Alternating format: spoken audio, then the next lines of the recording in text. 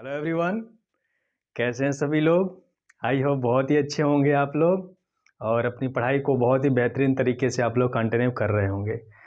आज की क्लास में हम लोग स्टडी करेंगे फिल्टर सर्किट। पिछली क्लास में हम लोगों ने पढ़ा था रेक्टिफायर क्या होता है और रेक्टिफायर कैसे एसी को डीसी में कन्वर्ट करता है। तो हम लोग दो टाइप के रेक्टिफायर पढ़े थे, full wave rectifier and half wave rectifier.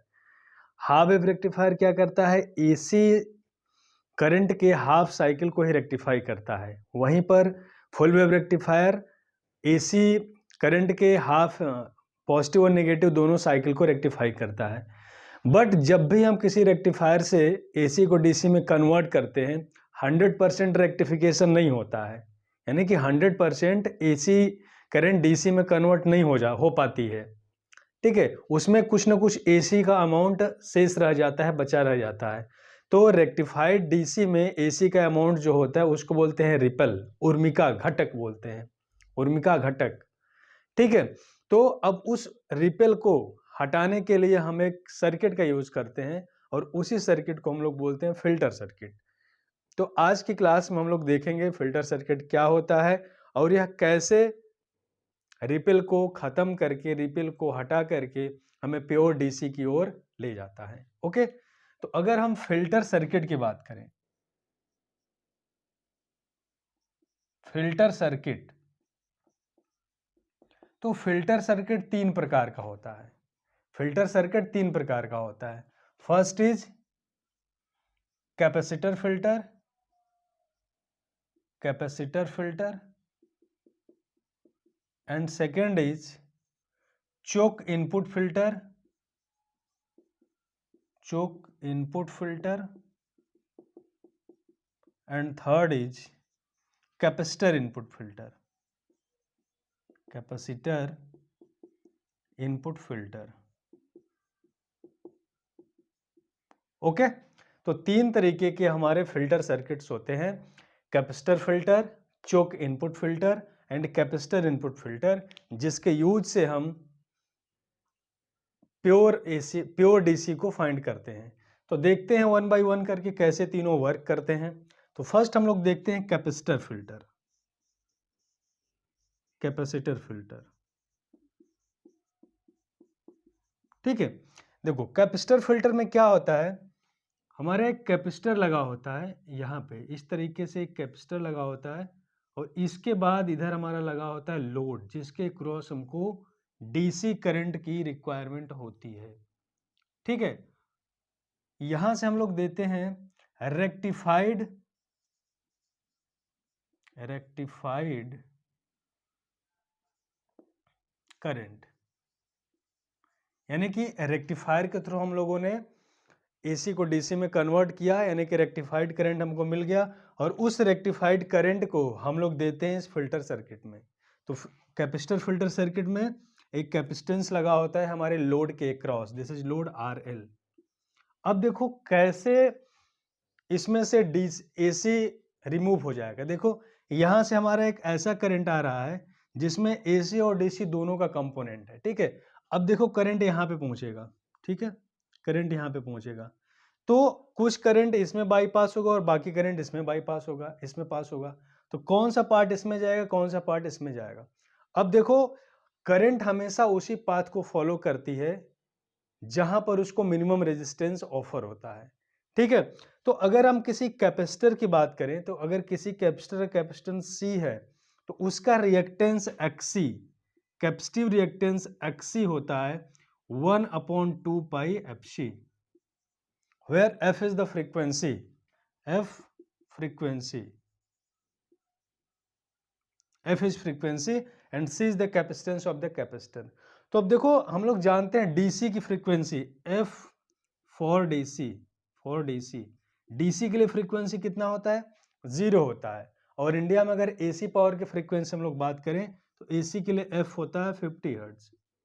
ठीक है, अब देखो यहां पर AC और DC दोनों का मिक्स जा रहा है, तो यहां पे इस पार्ट पे आएगा तो DC, देखो क्या होगा DC के केस में, यहां पे क्या इधर DC आएगी कैपेसिटर के क्रॉस, देखते हैं हम लोग।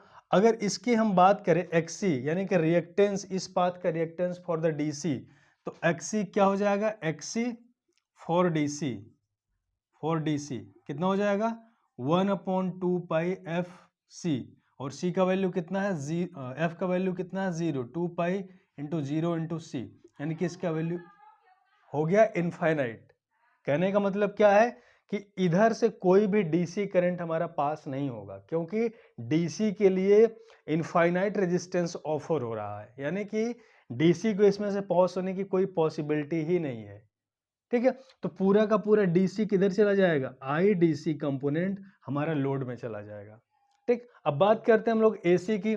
AC के केस में क्या हो जाएगा, X is equal to 1/2 pi FC, और इंडिया में अगर फ्रीक्वेंसी की बात करें तो 50 हर्ट्ज होता है, तो अगर 50 हर्ट्ज भी यहाँ पे पुट करें हम, तो 1/2 पाई इंटू 50 इंटू C का भी कुछ अपना वैल्यू होगा। तो हम लोग देख रहे हैं कि AC के केस में कुछ रिएक्टिव इम्पिडेंस होगा जो कि इनफाइनाइट से तो कम ही है, यानी कि यहाँ पे AC के लिए रेजिस्टेंस का वैल्यू क्या होगा, रिएक्टेंस का वैल्यू कम होगा, जिससे कि AC इधर पास हो जाएगी IAC, और प्योर DC क्या करेगा, इधर से लोड के क्रॉस हमको मिल जाएगा। तो क्या कर रहा है यहाँ पे, देखो इसको कैपेसिटर फिल्टर क्यों बोल रहे हैं, क्योंकि यह कैपेसिटर फिल्टर का काम कर रहा है। फिल्टर क्या होता है, जैसे कि फिल्टर से हम लोग छन्नी जिसको बोलते हैं, छन्नी से हम लोग क्या करते हैं, छानने का काम करते हैं ना। तो यहां पर भी क्या कर रहा है, कैपेसिटर इस AC को फिल्टर कर दे रहा है, AC को अपने पास से बाईपास कर रहा है, और प्योर DC को हमारे लोड के क्रॉस प्रोवाइड कर रहा है। तो इस तरीके से हमारा कैपेसिटर फिल्टर वर्क करता है। ठीक है, लेकिन जो कैपेसिटर फिल्टर होता है ना, उतना एक्यूरेटली फिल्ट्रेट नहीं कर पाता है, यानी कि बहुत अच्छे से फिल्टर नहीं कर पाता है, इसीलिए इसके बाद इसका मॉडिफाइड फॉर्म आया चोक इनपुट फिल्टर। ठीक है, क्या आया, चोक इनपुट फिल्टर। तो सेकेंड हम लोग देखते हैं चोक input filter. Choke input filter, तो चोक इनपुट फिल्टर का क्या मतलब होता है, इसमें एक चोक कॉइल इंसर्ट कर देते हैं। देखो कैसे करेंगे, यहां पे इसका स्टार्टिंग में एक चोक कॉइल इंसर्ट कर देंगे, यहां पे एक चोक कॉइल इंसर्ट कर देंगे, और यहां पे capacitor, and this is load. ठीक है, this is RL, this is C, and this is L, and यहां पे हम लोग क्या इसको प्रोवाइड करेंगे, रेक्टिफाइड करंट, यानी कि रेक्टिफायर से रेक्टिफाइड होने के बाद जो करंट हमको मिली है, यहाँ पे इनपुट के फॉर्म में देंगे, और यहाँ पे हम लोग इसको चोक लगा दिए, इस कैपेसिटर के साथ एक चोक लगा दिए इसको, इसलिए इसको बोलते हैं चोक इनपुट फिल्टर। अब देखो क्या कर रहा है, यहाँ पे कैसे होगा, अगर हम लोग इंडक्टर की बात करें, अगर कोई इंडक्टर L है जिसका इंडक्टेंस L है, तो उसका इंडक्टिव रिएक्टेंस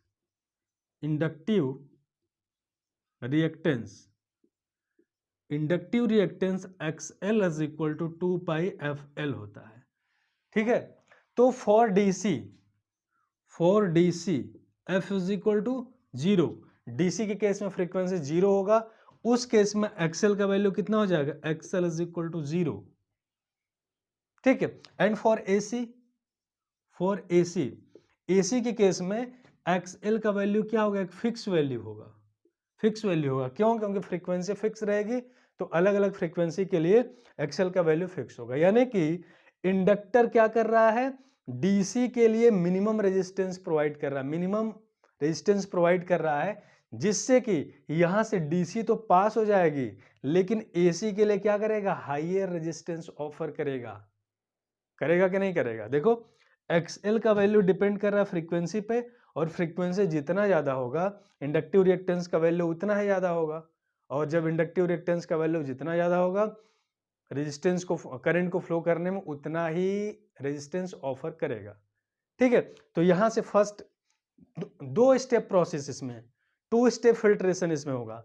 एक तो क्या होगा, यहां से जो AC और DC का मिक्स जाएगा करंट, कुछ AC तो यहीं पे ब्लॉक हो जाएगा, AC ब्लॉक हो जाएगा, होगा कि नहीं होगा, AC ब्लॉक हो जाएगा ना, क्योंकि AC के लिए हाई रेजिस्टेंस ऑफर करेगा। अब बाकी यहाँ पे क्या हुआ, यहाँ पे आया, चलो फिल्टर होने के बाद यहाँ पे आया AC और DC का मिक्स कंपोनेंट। अब देखो जो थोड़ा बहुत AC और इसमें बचा रहेगा ना, उसमें क्या होगा, अब कैपेसिटर के लिए हम लोग क्या देखे हैं, देखो कैपेसिटर के लिए डीसी के लिए क्या होता है, डीसी के लिए हमारा एक्सी का वैल्यू कितना होता है, डीसी के लिए इनफाइनाइट होता है। ठीक, डीसी के लिए जब इनफाइनाइट होता है तो डीसी तो इसमें पास नहीं होगा, बट एसी के लिए कम रेजिस्टेंस होगा, तो जो थोड़ा बहुत और एसी था इधर पास हो जाएगा, इस कैपेसिटर से पास हो जाएगा। पहले यहाँ पे वन स्टेप प्रोसेस हुआ जिसमें कि एसी ब्लॉक हुआ, थोड़ा बहुत जो बचा इसके थ्रू पास हो जाएगा, और लास्ट में हमको मिल जाएगा यहाँ पे डीसी कंपोनेंट लोड के क्रॉस। ठीक है, तो इसमें क्योंकि इंडक्टर यूज होता है जिसको चोक कॉइल भी बोलते हैं, इसलिए इसको चोक इनपुट फिल्टर बोलते हैं। तो कैपेसिटर फिल्टर से बेटर होता है चोक इनपुट फिल्टर, क्योंकि इसमें 2 स्टेप फिल्ट्रेशन होता है। ओके, अब देखो, अब थर्ड हमारा आ गया कैपेसिटर इनपुट फिल्टर। अब इससे फिल्ट्रेशन करने के बाद ना थोड़ा बहुत और उसमें रिपल बचा रह जाता है, तो हमको प्योर डीसी चाहिए जिसमें कि there is no part of AC, AC का कोई भी पार्ट उसमें ना हो। तो उसके लिए हम लोग यूज करते हैं कैपेसिटर इनपुट फिल्टर। तो थर्ड हम लोग देख लेते हैं capacitor input filter. Capacitor input filter, तो कैपेसिटर इनपुट फिल्टर में क्या करेंगे, यहां पे देखो क्या करेंगे, इसको एक नाम और देते हैं पाई फिल्टर। पाई फिल्टर, इसमें क्या करते हैं, स्टार्टिंग में एक लगाते हैं कैपेसिटर, यहां पे होता है इंडक्टर, एंड यहां पे then capacitor, and after that यहां पे कनेक्ट होता है लोड। ठीक है, यहां पे कनेक्ट होता है लोड, और इस साइड से हम लोग देते हैं रेक्टिफाइड करंट। रेक्टिफाइड करंट यहां से आएगा, this is C1 and this is C2 and this is inductor L and this is load RL। ठीक है, देखो एक पाई के फॉर्म में बन गया ना, पाई जैसा दिख रहा है ना, C1 C2 और L का कॉम्बिनेशन एक पाई की तरह दिख रहा है, इसलिए इसको पाई फिल्टर भी बोलते हैं। और यहाँ पे इनपुट पे कैपेसिटर को ऐड करते हैं, इसलिए इसको कैपेसिटर इनपुट फिल्टर भी बोलते हैं। तो इस कंडीशन में 3 स्टेप फिल्ट्रेशन होगा, पहले C1 फिल्टर करेगा, फिर L फिल्टर करेगा, फिर C2 फिल्टर करेगा।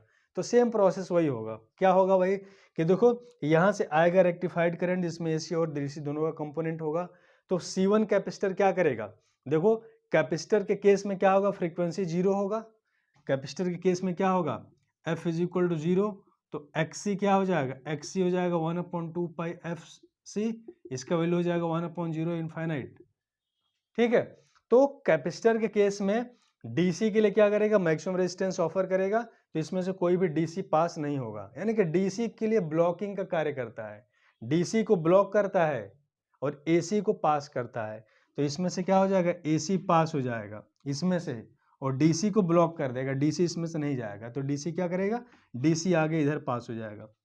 थोड़ा बहुत इसमें और रहेगा एसी का कंपोनेंट, तो क्या करेगा इंडक्टर, अब इंडक्टर के लिए क्या होगा, XL is equal to 2 pi FL। तो इंडक्टर के केस में डीसी के लिए XL कितना होगा, 0 हो जाएगा। तो फिर इसमें से इंडक्टर क्या करेगा, इंडक्टर फिर डीसी को पास करेगा और एसी को ब्लॉक करेगा। ठीक है, यानी कि ये क्या करेगा, डीसी को पास करेगा और एसी को ब्लॉक करेगा। ठीक, फिर हम लोग पहुंचते हैं यहाँ पे जब हम लोग पहुंचेंगे तो यहाँ पर भी क्या होगा, फिर यहाँ पे एसी पास होगा और डीसी ब्लॉक होगा, यानी कि अब यहाँ पे जो हमको मिलेगा डीसी, दोनों फिल्टर के कंपैरिजन बहुत ही प्योर फॉर्म में मिलेगा, और यहाँ पे हमको मिल जाएगा रेक्टिफाइड एंड फिल्ट्रेट डीसी। ठीक है, तो ये हमारा कार्य करता है कैपेसिटर इनपुट फिल्टर। ठीक है, तो यहाँ से कंक्लूजन हम लोग क्या देख रहे हैं कि कैपेसिटर क्या करता है, कैपेसिटर डीसी के लिए ब्लॉकिंग का वर्क करता है और एसी के लिए पास करता है एसी को। ठीक है, इसलिए इसको ब्लॉकिंग कैपेसिटर भी बोल सकते हैं।